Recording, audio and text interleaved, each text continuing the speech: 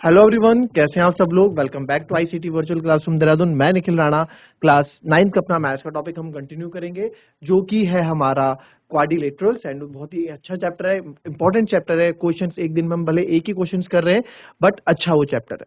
ठीक है, तो चलिए अपनी क्लास शुरू करते हैं। शुरू करने से पहले हमेशा की तरह थॉट ऑफ द डे लेके चलते हैं। तो आज का थॉट ऑफ द डे है बच्चों, there is no elevator to a success, you have to take the stairs. जी हाँ, सक्सेस पाने के लिए कोई एलिवेटर यानी कि कोई लिफ्ट की, किसी लिफ्ट से यानी कि किसी शॉर्टकट तरीके से आपको सक्सेस नहीं मिल सकती। You have to take the stairs का मतलब है कि आपको सीढ़ी दर सीढ़ी यानी कि स्टेप बाय स्टेप आप अपना आगे अपनी लाइफ में चलोगे तो ही आप अपने गोल से अचीव कर पाओगे। अगर आप ऐसे सोच रहे हो कि डायरेक्ट आपने सोचा कि यार मेरे को पायलट बनना है, मुझे इंजीनियर बनना है, आपने सोचा और डायरेक्ट आप बन गए, आपने सोचा 12th पास करो और बन जाओ एकदम, तो वो गलत है। वो आप बिल्कुल गलत ख्याल में हो, आप एक ख्याली पुलाव में हो। ठीक है, आपने इधर उधर देखा, नेट में देखा, किसी से सुना कि इंजीनियर है और देख रहे हैं उसकी लाइफ की, यार वो मजे कर रहा है ना, घूम रहा है, बट उसने पढ़ चुका है। वो अपने प्रेजेंट में, अपने पास में उसने खूब पढ़ाई की ताकि वो अभी इंजॉय कर सके। बट अगर आप डायरेक्ट ये सोच रहे हो कि हम भी डायरेक्ट इन्हीं की तरह बनेंगे और डायरेक्ट इंजॉय करेंगे एंड इंजीनियर बन जाएंगे, तो ऐसा नहीं है बच्चों। मेहनत आपको करनी पड़ेगी। ठीक है, तो उसके लिए जुट जाओ आज से। एंड मेहनत का मतलब मैं हमेशा से बोलता आ रहा हूँ, ये नहीं है कि गधों की तरह जुट जाओ। दिन में, हर एक दिन में आप 1 से 1.5 घंटा भी अपने लिए निकालोगे पढ़ाई के लिए, तो that is enough for you. ठीक है, तो चलिए चलते हैं स्मार्ट बोर्ड की तरफ और कहते हैं अपनी क्लास को शुरू। चलिए, अब इसमें देखें, अब क्वेश्चन आपके पास ना थोड़ा उल्टा आ जाएगा जो हमने लास्ट टाइम पे डिस्कस किया था। ठीक है, ठीक है। अब इस क्वेश्चन में देखो, हमने जो पिछली बार जो हमने पिछला क्वेश्चन किया था उसी का जस्ट ये उल्टा क्वेश्चन हो गया है ना, उसी का जस्ट ये उल्टा क्वेश्चन हो गया। क्या हमने प्रूफ किया था और क्या हमें देखना है, यहाँ देखो। हमने इससे पहले ये प्रूफ किया था कि ये क्वेश्चन था हमारे पास ना, कहाँ गया क्वेश्चन। ये क्वेश्चन था कि एबीसीडी एक समचतुर्भुज है और क्रमश भुजाएं एबी बीसी सीडी डीए के मध्य बिंदु है। दिखाएं कि चतुर्भुज पीक्यूआरएस एक आयत है। ये हमने प्रूफ किया था। अब इसी का उल्टा क्वेश्चन आ गया कि अब यहाँ पे क्या दे दिया है आपको, एबीसीडी जो है आपको रेक्टेंगल दे दिया है, यानी कि एबीसीडी एक आयत आपको दे दिया है, और भुजा एबी बीसी और सीडी डीए क्या है, मध्य बिंदु है। ठीक है, ये क्या है, मध्य बिंदु है, और आपको पीक्यूआरएस को एक समचतुर्भुज प्रूफ करना है। तो आइए पहले फिगर बना देते हैं क्वेश्चन की, क्या वो क्वेश्चन बोल रहा है, फिर बात करते हैं। ठीक है, तो एक रेक्टेंगल हमने बना दिया, आयत। ठीक है, एक रेक्टेंगल हमने बना दिया, नामकरण इसका कर देते हैं। ठीक है, इसका नामकरण A B C D, A B C D. ठीक है, फिर बोला एबीसीडी मध्य एक आयत है, पी क्यू आर एस कर्मशः भुजा ए बी का।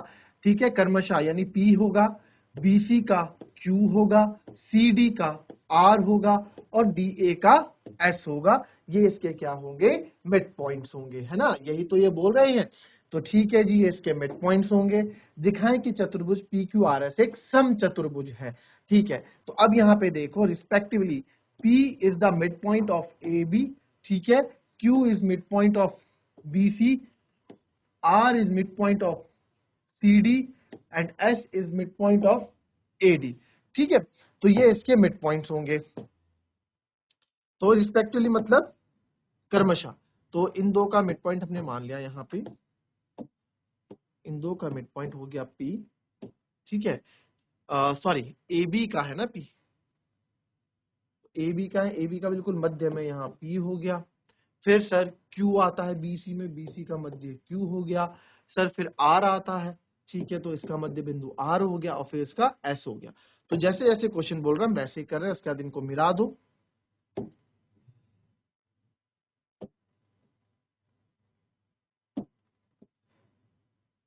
तो जो पी क्यू आर एस जो आपका एक चतुर्भुज बना, ये बोल रहा है कि इसको प्रूव करो कि ये एक सम चतुर्भुज है, कि ये एक सम चतुर्भुज है।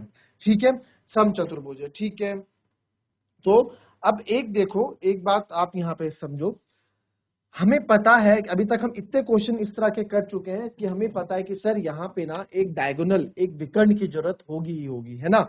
तो विकर्ण की जरूरत होगी तो AC को आप मिला दो, AC को हमने मिला दिया, है ना। ऐसा क्यों किया, ऐसा क्यों किया, ये आप लोगों को पता है, फिर से एक बार रिवाइज करा देता हूँ ऐसा हमने क्यों किया।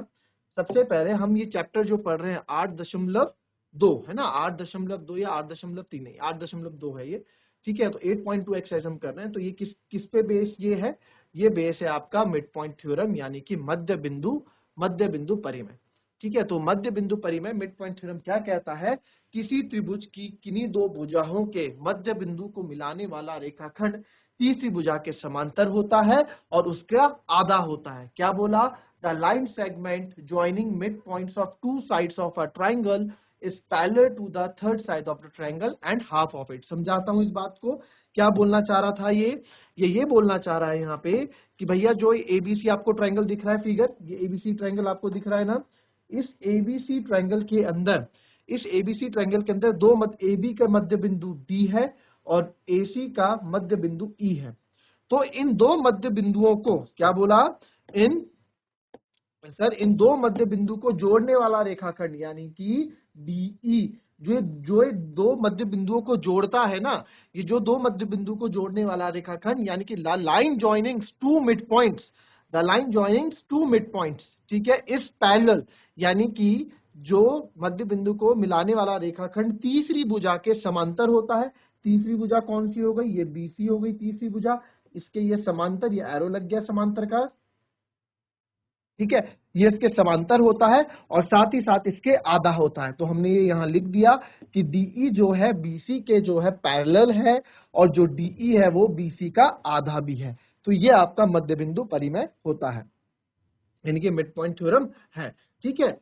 अब समझ लो इसको, ये चीज इस चैप्टर में यूज हो रही है। तो हम सर इसमें क्या करेंगे, इसमें भी हम वही करेंगे जो अभी तक करते आ रहे हैं।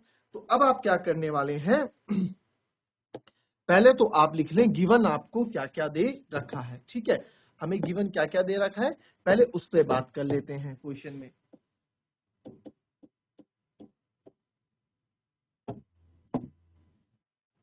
हमें दे रखा है कि एबीसीडी एक रेक्टेंगल है, ये दिखाना है हमको। एबीसीडी इज अ रेक्टेंगल, यानी कि एबीसीडी एक आयत है,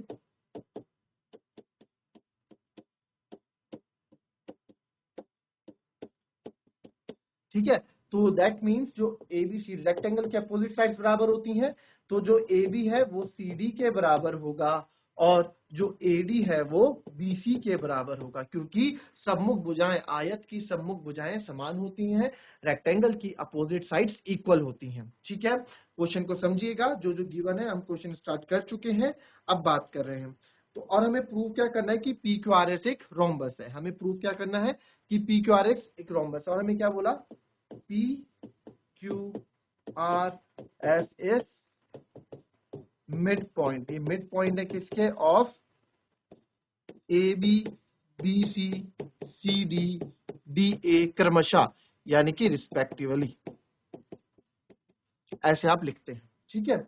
अब हमें क्या प्रूफ करना है, हमें जो प्रूफ करना है, टू प्रूफ, यानी कि जो हमें साबित करना है, दिखाना है कि P Q R S is a rhombus, कि पी क्यू आर एस एक समचतुर्भुज है, ये मुझे प्रूफ करके दिखाना है कि पी क्यू आर एस, जो अंदर वाला आप देख रहे हो ना बच्चों, ठीक है, ये अंदर वाली जो आप लाइन देख रहे हो, ये पी क्यू आर एस वाली, ये पी क्यू आर एस, इसको क्या प्रूफ करना है, ये प्रूफ करना है कि एक समचतुर्भुज है, ये एक रोम्बस है। क्लियर, ठीक है, चलिए अपना काम स्टार्ट करते हैं। जब कितने क्वेश्चन आगे इस तरह के आप लोग देखते साथ पता लग गया होगा, जो बच्चे रोज क्लास ले रहे हैं देखते साथ पता लग गया कि अब हमें कैसे क्वेश्चन को आगे बढ़ाना है ना। तो अब हम क्या करने वाले हैं, अब मैं क्या करूंगा, इन ट्राइंगल एडीसी, पहले ऊपर वाला ट्राइंगल ले लेते हैं, इन ट्राइंगल एडीसी ले लेते हैं। एडीसी कौन सा ट्राइंगल है,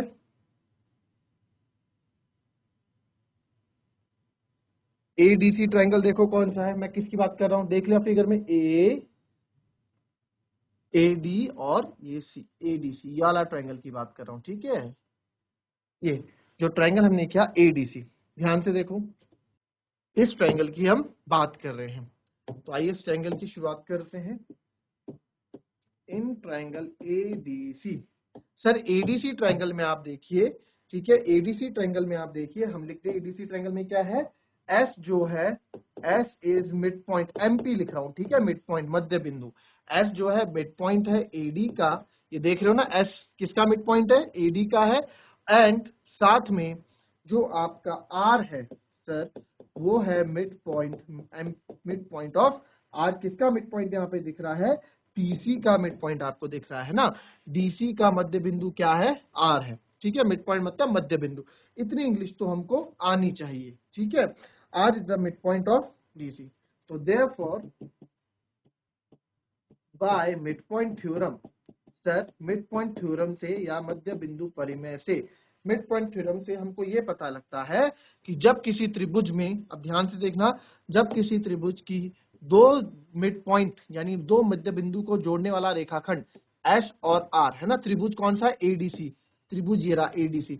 इस त्रिभुज को जोड़ने वाला रेखाखंड वो कौन है? S are. ये तीसरी भुजा का आधा होगा और पैरेलल होगा, यानी कि जो एस आर है ना, जो एस आर है वो आपका क्या होगा? पैरेलल होगा किसके? इस तीसरी भुजा के। ठीक है, एसी के। तो यहां से साफ पता लग रहा है कि सर जो ये आपने ट्रायंगल लिया है एडीसी, इसमें हम एक चीज बता सकते हैं कि सर जो एस आर है वो एसी के तो पैरेलल होगा ही होगा, और साथ में एस आर जो है हाफ ऑफ एसी भी होगा, and S R equals to half of AC भी होगा। रीजन वही आप देंगे, मिड पॉइंट थ्योरम यहाँ लिख देंगे। बाय मिड पॉइंट थ्योरम ऐसे ऊपर मैंने लिख दिया है, यहाँ वही लिखोगे कि दो मध्य बिंदु को मिलाने वाला रेखाखंड तीसरी भुजा का समांतर होता है और आधा होता है ना, इंग्लिश में भी सेम। तो ये आप बन गया पहला समीकरण। ठीक है, S R parallel to AC. And अब लेते हैं हम, अब आपको बता क्या लेंगे हम, अब लेंगे हम दूसरा triangle, in triangle A B C. अब आपने कौन सा ट्रायंगल लिया? ए बी सी लिया। ए बी सी को पहचानो कहाँ है? ये रहा ए बी और ये रहा सी। अब ये ए बी सी ये रहा। ठीक है, अब ए बी सी में आप देखो, पहले लिख लेते हैं, in triangle A B C P and Q R the mid points of P. किसका मिड पॉइंट है? ए बी का एंड बी सी का। क्यू है बी सी का, है ना, पी क्यू और उसका मिड पॉइंट है। तो therefore by mid point theorem, यानी कि मध्य बिंदु परिमेय से, मध्य बिंदु परिमेय से क्या हमें पता लगता है? मध्य बिंदु पर ये देखो, ये Q और ये P। ठीक है, एबीसी ट्रायंगल के अंदर, एबीसी ट्रायंगल के अंदर ये दो क्या है? ये दो देख रहे हैं, ये मध्य बिंदु है। इन दो मध्य बिंदु को जोड़ने वाला रेखाखंड, मध्य बिंदुओं को जोड़ने वाला रेखाखंड कौन सा है? सर मध्य बिंदु को जोड़ने वाला रेखाखंड यहाँ पे है आपका पी क्यू। तो सर पी क्यू जो है पैरेलल हो जाएगा तीसरी रेखा के, ये हो जाएगा एसी के। तो पी क्यू एसी के पैरेलल हो जाएगा, और साथ ही साथ जो पी क्यू है वो हाफ ऑफ एसी भी हो जाएगा। ठीक है, इसको आप मान लो समीकरण। तो रीजन आप वही देंगे। अब क्या करने वाले हैं? अब आपको पता हम क्या करेंगे, सेम रीजन हम यहाँ पे देंगे कि बाय अब यहाँ देखो हम सेम रीजन क्या देंगे। अब सेम रीजन आप यहाँ पे क्या देने वाले हो? सेम रीजन हम यहाँ ये देंगे कि फ्रॉम फर्स्ट एंड सेकंड, ठीक है, पहले और दूसरे समीकरण से हमें क्या पता लगा? देखो एस आर भी एसी के पैरेलल, पी क्यू भी एसी के पैरेलल। ठीक है, एस आर भी एसी के पैरेलल, पी क्यू, चलो इसको आगे नेक्स्ट लाइन में लिखते हैं, फ्रॉम फर्स्ट एंड सेकंड। ठीक है, पहले और दूसरे समीकरण से सर हमको क्या पता लगता है? पहला समीकरण बोल रहा है, S R parallel to AC.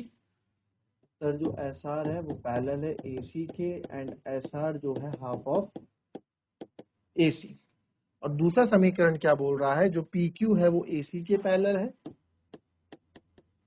And P Q is half of AC. ठीक है, ये दोनों समीकरण। तो अब इनसे, अब एक चीज देखो, जब दो चीज एक ही चीज के पैरेलल है, ठीक है, समझना इस बात को। यहाँ पे मैं क्या बोल रहा हूँ, जो एस आर है, यानी कि जो ये एस आर है, ये एस आर ये किसके पैरेलल है? एसी के पैरेलल है। एस आर जो है एसी के पैरेलल है, तो आपने इसको पैरेलल प्रूफ यहाँ पे लगा दिया। और यही पी क्यू बी, और ये पी क्यू बी आपका एसी के पैरेलल है। तो जब दोनों चीजें किसी एक चीज के पैरेलल है तो दोनों आपस में भी पैरेलल होंगी। ठीक है, बात बिल्कुल बराबर है।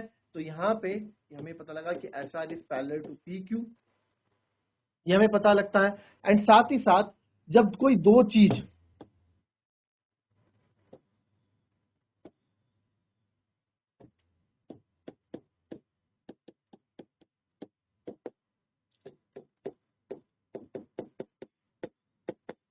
एंड जब कोई दो चीज जो है, अब ये दो चीज सेम चीज के बराबर है, देखो एस आर भी ए सी के बराबर है, पी क्यू भी ए सी के बराबर है, तो यानी कि आपस में भी ये दोनों बराबर होंगे। इक्विलिट ज्योमेट्री में पढ़ा था ये, तो एस आर बराबर क्या हो जाएगा, पी क्यू।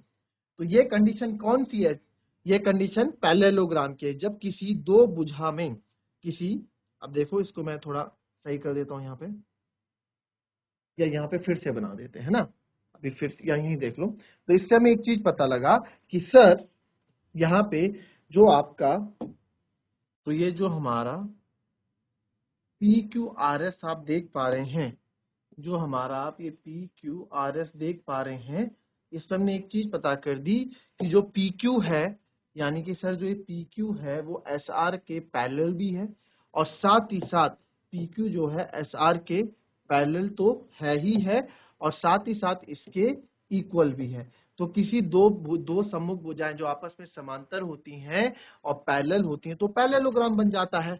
तो देयरफॉर यहां मैं लिख सकता हूं, therefore PQRS is a parallelogram, यानी कि PQRS एक समांतर क्या है, चतुर्भुज है, समांतर चतुर्भुज है। बट सर हमें PQRS को समांतर चतुर्भुज थोड़ा प्रूफ करना था। अब पैरेललोग्राम में क्या होता है, पैरेललोग्राम में चार साइड्स होती हैं, और चार साइड्स हमें पैरेललोग्राम में चार अपोजिट साइड्स इक्वल होती हैं। तो पैरेललोग्राम में जब अपोजिट साइड्स इक्वल होती हैं तो इट मीन्स हमने पी क्यू आर एस को प्रूफ कर दिया। तो इट मीन्स जो आपका पी एस है ये किसके बराबर हो जाएगा, क्यू आर के बराबर, और ये जो आर एस है ये आपका पी क्यू के बराबर हो जाएगा। ठीक है, क्योंकि पैरेललोग्राम है और पैरेललोग्राम में सब होता है। ठीक है, अब पैरेललोग्राम यानी समांतर चतुर्भुज में क्या होता है, समांतर चतुर्भुज में यही तो होता है, सम्मुख भुजाएं आपस में बराबर होती हैं। ठीक है, आपस में सम्मुख भुजाएं बराबर होती हैं और PQRS पैरेललोग्राम होता है। ठीक है, नाउ अब एक चीज बताओ, अब मैं ना, अब मेरे को तो यार ये रोम्बस प्रूफ करना है। सम चतुर्भुज में क्या होता है सर, सम चतुर्भुज में एक ऐसी चीज होती है, पैरेललोग्राम और रोम्बस में डिफरेंट क्या है। जो सम चतुर्भुज होगा आपका, जो आपका ये आपका पैरेललोग्राम हो गया और ये आपका सम चतुर्भुज हो गया, ये आपका रोम्बस हो गया। तो इसमें क्या बराबर होता था, इसमें अपोजिट साइड्स बराबर होती हैं और पैरेलल होती हैं। ठीक है, समांतर भी होती हैं एक दूसरे के। बट रोम्बस में क्या, रोम्बस में समांतर तो होता ही होता है, समांतर तो होती है, बट सारी भुजाएं आपस में क्या होती हैं, बराबर होती हैं। देखो पैरेललोग्राम में समांतर चतुर्भुज में सम्मुख भुजाएं बराबर होती हैं, बट जो रोम्बस है, रोम्बस किससे बन के आता है, स्क्वायर से बन के आता है। रोम्बस में सारी भुजाएं बराबर होती हैं बच्चों। ठीक है, तो वो चीज हमें यहाँ पे ध्यान रखना है इस चीज का। ठीक है, तो अब हमें क्या, बट हमें तो PQRS एक PQRS तो हमें क्या प्रूफ करना है सर, PQRS तो हमको रोम्बस प्रूफ करना है। तो इसके लिए हम क्या करेंगे, इसके लिए आप यहाँ देखो, आप ले लीजिए, बट उससे पहले ना आपको लेने के लिए मैं डायरेक्ट ले लूं, इन ट्राइंगल ASP अगर मैं डायरेक्ट लेता हूं तो दिक्कत बताऊं क्या आएगी। फिर आप जो है, चलो इसको प्रूफ करने के लिए क्या करेंगे, देखिए AD है जो, ठीक है, जो AD है, नाउ एडी, अब हम इसको PQRS को चल चुके हैं, PQRS को रोम्बस प्रूफ करने। तो AD बराबर BC होगा। क्यों सर AD बराबर BC क्यों बोल दिया आपने, क्योंकि ये हमें गिवन है, क्योंकि रेक्टेंगल है, AD बराबर BC है ना, रेक्टेंगल है, गिवन है। ठीक है, अब AD का आधा, जो AD का आधा होगा वो BC के आधे के बराबर होगा, आपस में बराबर है। ठीक है, तो half of AD, half of AD आप देखो, AD का आधा क्या है, AS। ठीक है, AD का आधा क्या है, AS, और तो यहां लिख दो AD का आधा हो गया AS, और BC का आधा आप देखो, BC का आधा आप देखो, BC का आधा हो गया BQ, है ना। BC का आधा हो गया BQ। इसे मान लो इक्वेशन 3। ठीक है, अब हम क्या करेंगे, हमें तो सारी भुजाएं बराबर प्रूफ करनी है। तो अब मैं क्या ले लेता हूं, मैं दो ट्रायंगल ले लेता हूं। ट्रायंगल देखना कौन कौन से ले रहा हूं मैं। ठीक है, बात देखेंगे वाइट जो मैं कर रहा हूं, ये इन ट्रायंगल APS, ये वाला ट्रायंगल, और साथ में मैं लूंगा ये वाला। इन दो को कॉन्ग्रुएंट प्रूफ करेंगे, क्योंकि हमें क्या करना है, देखो अब देखो मेरा प्लान क्या है, पहले प्लान सुन लो हम करने क्या वाले हैं। क्योंकि जो ये PQRS आप देख रहे हो ना, ये PQRS में अपोजिट भुजाएं, सम्मुख भुजाएं तो बराबर हैं, बट इसमें अगल बगल की भुजाएं हमें बराबर चाहिए ना, यानी कि चारों भुजाएं आपस में बराबर चाहिए। कहने का मतलब क्या है कि सर अभी ये वाली भुजा, ये वाली भुजा और ये वाली भुजा आपस में बराबर है, बट अभी हमें क्या करना है, अब मुझे क्या करना है, मुझे ना ये वाली भुजा और ये वाली भुजा जो है आपस में बराबर करनी है। तो जिससे क्या होगा, रोम्बस यही तो बोलता है कि रोम्बस की सारी भुजाएं आपस में बराबर होती हैं, तो हम उसके लिए काम कर रहे हैं। तो अब देखते हैं ट्रायंगल APS,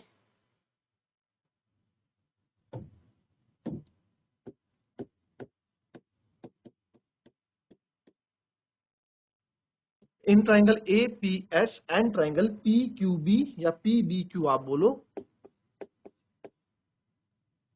APS और B, ठीक है, APS और BPQ, ठीक है, BPQ इसको आप नाम दे दो। ठीक है, जैसे मैंने बोला A से स्टार्ट किया तो यहाँ B से स्टार्ट करेंगे, BPQ।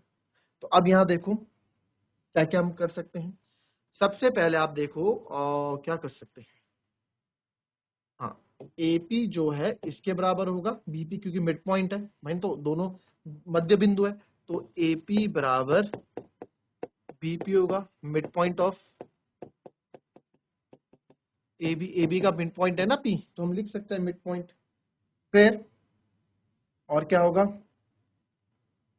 ठीक है, mid point of AB, P is a mid point, simple लिख दो मिड पॉइंट ऑफ AB। फिर और देखो और क्या कर सकते हैं, क्योंकि ये पूरा रेक्टेंगल है तो ये भी 90 डिग्री होगा, ये भी 90 डिग्री होगा, क्योंकि ABCD पूरा एक रेक्टेंगल है। यस सर, तो आप बोल सकते हो एंगल जो A बराबर है एंगल B हो जाएगा ईच 90 डिग्री। ठीक है, ईच 90 डिग्री हो गया। अब तीसरा आप क्या लेंगे इसमें, तीसरा क्या लेंगे, हाँ तीसरा मिल सकते हैं। अभी भी हमने ये तो प्रूफ किया जो AS है वो BQ के बराबर है, अभी अभी हमने इसलिए तो ये प्रूफ किया, इसलिए ही तो ये चीज लाया अभी इससे पहले, है ना। तो AS बराबर BQ फ्रॉम थर्ड, अभी भी हम प्रूफ कर चुके हैं। तो therefore triangle APS is congruent to triangle BPQ, ठीक है, by side angle. Sir side angle side से हमने इसको प्रूफ कर दिया, ठीक है, हमने इसको प्रूफ कर दिया। ठीक है जी, ये भी हो गया। अब सर इसका फायदा क्या हुआ, इसका फायदा हम, इसका फायदा यहाँ देखो, इसका फायदा क्या हुआ है, इसका फायदा आप ये देखो, इसका फायदा मैं आपको बताता हूं, है ना। इसका फायदा ये हुआ है बच्चों, इसका फायदा ये हुआ है कि इसके इस एंगल ए के करस्पॉन्डिंग साइड ये हो गई, एंगल बी के करस्पॉन्डिंग साइड ये हो सॉरी संगत। तो यहां मैं एक चीज बोल सकता हूं कि जो ये सब ये है ना, ये PS, ये किसके बराबर हो जाएगा, PQ के बराबर हो जाएगा। तो यस, जो मेरा PS है वो मेरा किसके बराबर हो जाएगा, PS जो है मेरा PQ के बराबर हो जाएगा, PS है जो मेरा PQ के बराबर हो जाएगा बाय CPCT। इसको मान लो फोर्थ इक्वेशन, इसको मान लो फोर्थ इक्वेशन। तो इससे क्या हुआ सर, इससे क्या हुआ, PS आपने PQ के बराबर कर दिया, अगर हो गया PS बराबर PQ हो गया। अब यहाँ पे आप देखो, अभी हमने क्या क्या, हमने PQRS को एक पैरेललोग्राम प्रूफ कर चुके हैं, PQRS को पैरेललोग्राम प्रूफ कर चुके हैं, PQRS को अगर हम पैरेललोग्राम प्रूफ कर चुके हैं, ठीक है, इसको आप इक्वेशन भी ले लो कुछ, क्योंकि अभी काम आएगा, है ना। इसको मान लो आप PQRS पैरेललोग्राम इक्वेशन 3। तो आप, तो फ्रॉम इक्वेशन 4, तो PQRS को अगर मैं पैरेललोग्राम ले चुका हूं, ठीक है, तो इसका मतलब क्या है, अगर ये पैरेललोग्राम है तो जो PQ है वो RS के बराबर होगा, पी क्यू आर एस के बराबर होगा और पी एस जो है क्यू आर के बराबर होगा। ठीक है, पी एस जो है क्यू आर के बराबर होगा। ठीक है, पी एस जो है क्यू आर के बराबर होगा। अब आप यहाँ पे देखो, जो ये पी एस है ये क्यू आर के बराबर भी है और ये पी क्यू के बराबर भी है। ठीक है, और ये पी क्यू जो है, अब देखो इसको थोड़ा मैं पहले यहाँ इससे समझा देता हूँ। ये सीपीसीटी हो गया।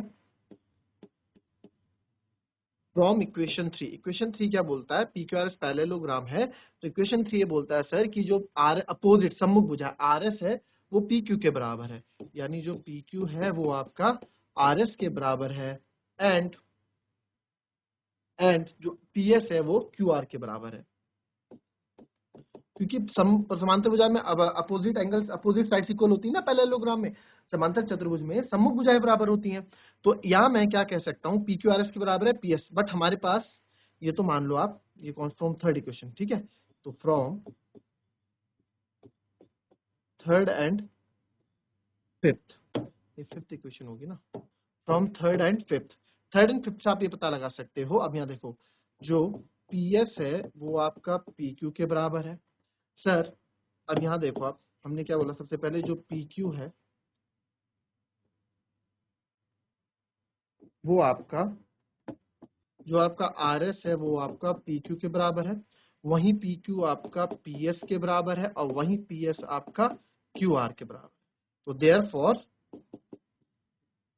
देयरफॉर चारों साइड्स आपस में एक दूसरे के इक्वल हो गई, तो therefore P Q R S is a rhombus, यानी कि पी क्यू आर एस एक